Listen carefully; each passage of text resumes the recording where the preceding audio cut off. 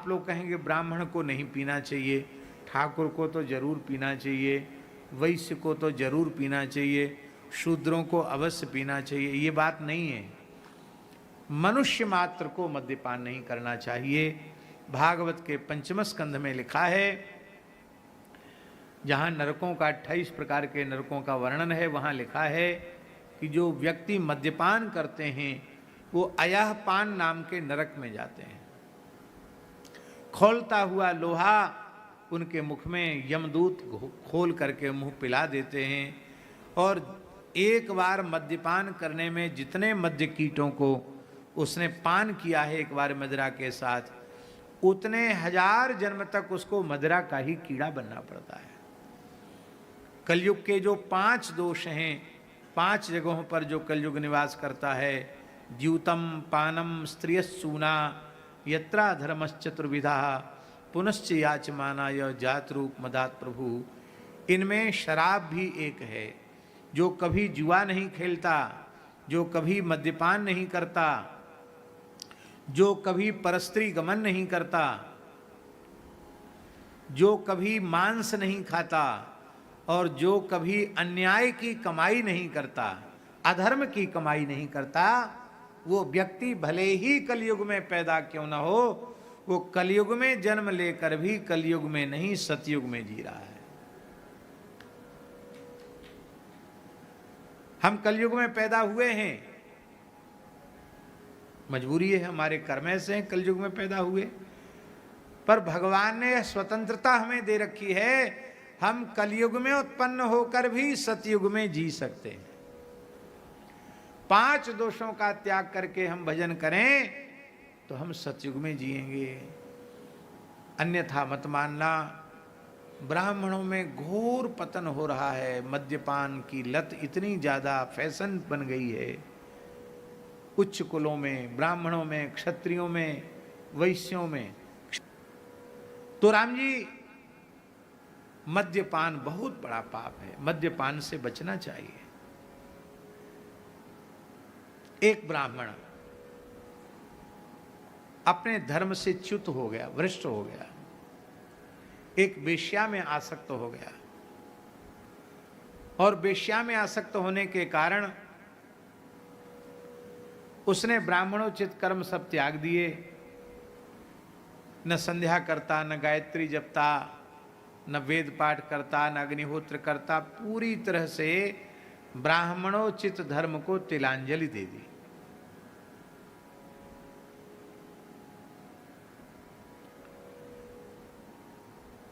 और उसके तमाम कच्चे बच्चे भी हो गए, लेकिन एक काम उसने नहीं किया। उस ब्राह्मण ने, उसने यह विचार किया कि कुछ भी हो जाए, मैं ब्राह्मण हूं, मांस तो नहीं खाऊंगा और मद्यपान भी नहीं करूंगा। पर उसकी जो गृहिणी वेश्या थी, वो दोनों ही काम करती थी, मांस भी खाती थी, मद्य भी पीती थी। वो हट करती थी। जैसे गांजे वाले लोग कहते हैं ना, जो ना पिए गांजे की कली, उस लड़के से लड़की भली।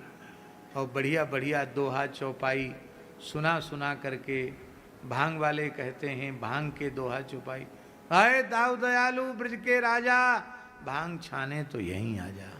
इतने आलसी हैं भोग लगाने वाले कि उनके पास जाके भोग भी नहीं लगा सकते।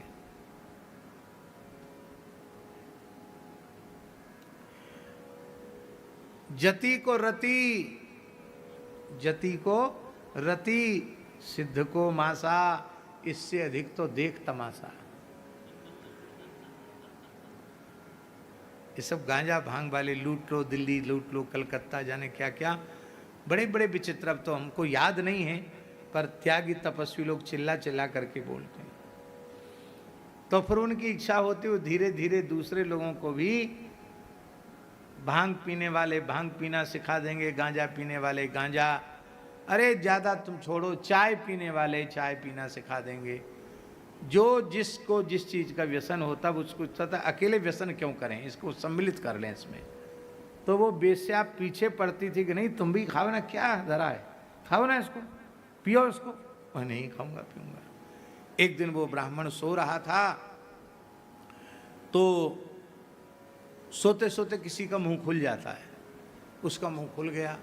उस वेश्या ने मन में सोचा कि अब तो ये सो रहा है, मुंह खुला है, तो क्यों ना मैं इसको एक बार मद्य पिला दूं, फिर रोज मेरे साथ पिएगा।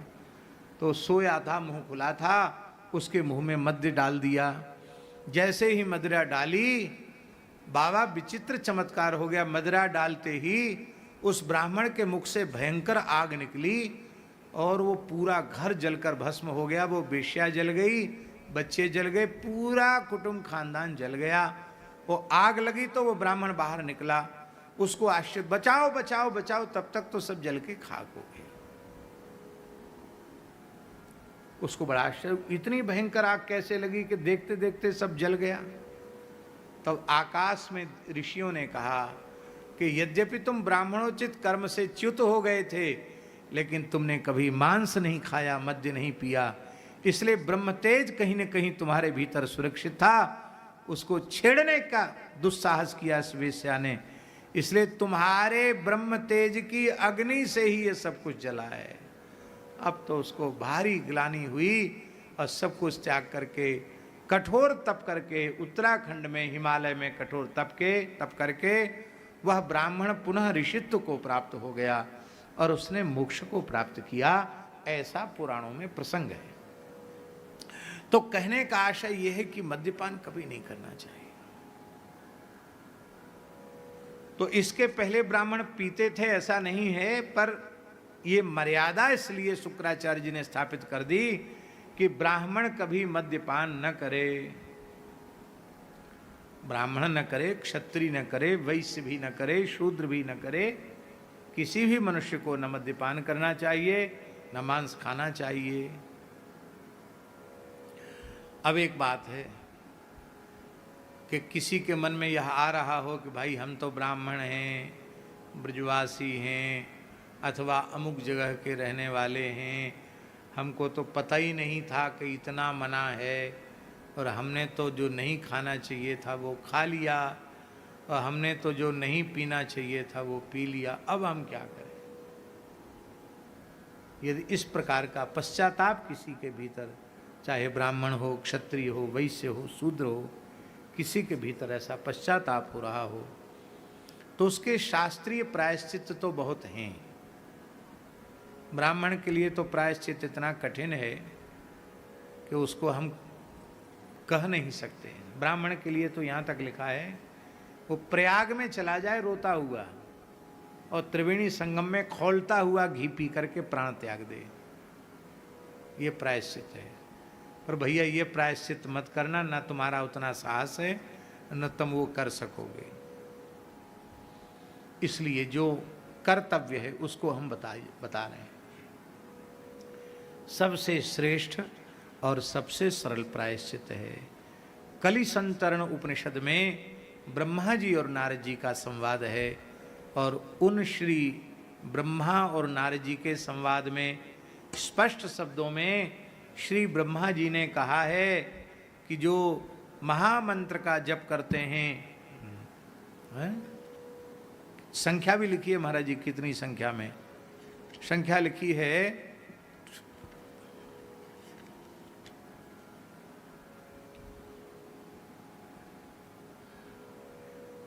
यदास्य षोडशी कस्य सार्धत्रिकोटिर्जपति तदा ब्रह्म हत्याम तरति तरति वीर हत्याम श्वर्णस्तेयात् पूतो होति पितृदेव मनुष्याणाम उपकारात् पूतो होति सर्वधर्म परित्यागात् सद्य सुचितामियात्।